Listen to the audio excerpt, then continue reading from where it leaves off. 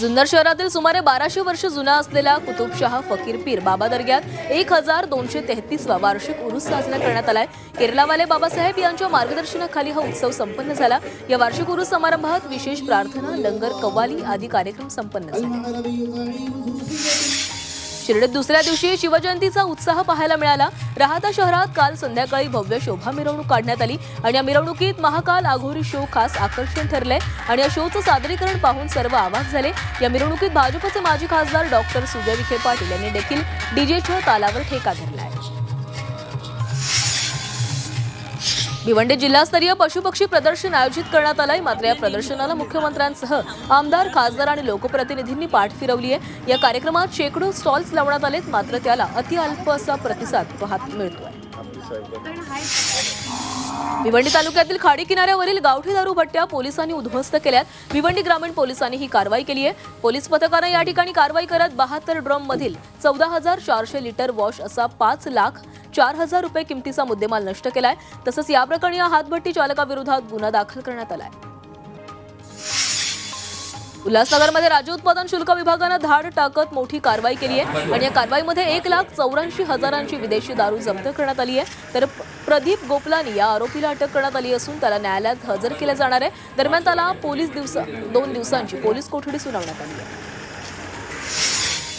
सोलापुरात बँकेच्या कर्मचाऱ्यांनी विविध मागण्यांसाठी आंदोलन केलंय। United forum of bank union संघटनेच्या वतीने हे बँक कर्मचाऱ्यांनी निदर्शनं केली। बँक कर्मचाऱ्यांसाठी 5 दिवसांचा आठवडा करावा, तातडीने नोकर भरती करावी अशा मागण्यांसाठी सोलापुरातील स्टेट बँक ऑफ इंडियाच्या कर्मचाऱ्यांनी जोरदार घोषणाबाजी केली आहे।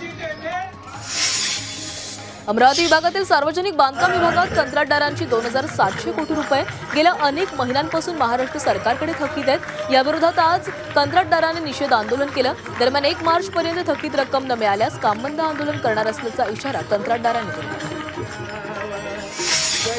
कल्याण डोंबिवली महापालिकेच्या मुख्यालयात प्राणीमित्र महिलेनं गोंधळ घातला। यावेळी महिलेला सुरक्षा रक्षकांनी प्रवेशद्वारावरच अडवलं आणि त्यानंतर या महिलेनं प्रवेशद्वारासमोर श्वानाला ठेवून ठिय्या दिलाय। महापालिकेकडून भटक्या कुत्र्यांवर निर्विजीकरण केल्यानंतर योग्य उपचार केले जात नाहीत आणि त्यामुळे कुत्र्यांचा मृत्यू होतो याचा जाब विचारण्यासाठी महिलेनं केडीएमसी मुख्यालय घातलं। जळगाव जिल्हा परिषदेनं 46 कोटी 61 लाखांचा अर्थसंकल्प सादर केलाय। प्रत्येक विभागांच्या मागणीनुसार नाविन्यपूर्ण योजनांसाठी निधीची तरतूद करण्यात आली आहे। तर 2025 ते 26च्या अर्थसंकल्पाचं अंदाजपत्रक सादर करण्यात आलं। अक्कलकोटमध्ये भूमिगत ड्रेनेज योजनेच्या कामासाठी 168 कोटी 76 लाखांचा निधी मंजूर झालाय। आमदार सचिन कल्याण शेट्टी यांच्या माध्यमातून हा निधी मिळालाय। शहरात एकूण 76 किलोमीटर पाईपलाईन होणार आहे असून त्यापैकी 14 किलोमीटरचं काम हे पूर्ण झालंय आणि योजनेमुळे शहराच्या विकासाला चालना मिळणार आहे।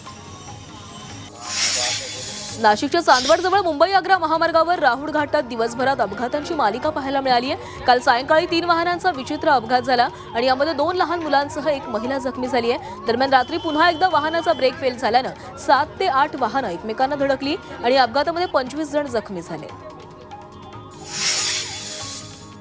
रावेर तालुक्यातील वाघोदा पुलावर ऊसाचं ट्रॅक्टर नदीत कोसळलंय। चोपडा रस्त्यावर सावखेडा सीम या गावातून ऊस भरून जात असतानाच ट्रॅक्टर अनियंत्रित झाल्यानं थेट नदीत कोसळलं आणि या दुर्घटनेमध्ये 32 वर्षीय शेतकरी जागीच मृत्यू झालाय तर एक तरुण हा गंभीर जखमी झालाय।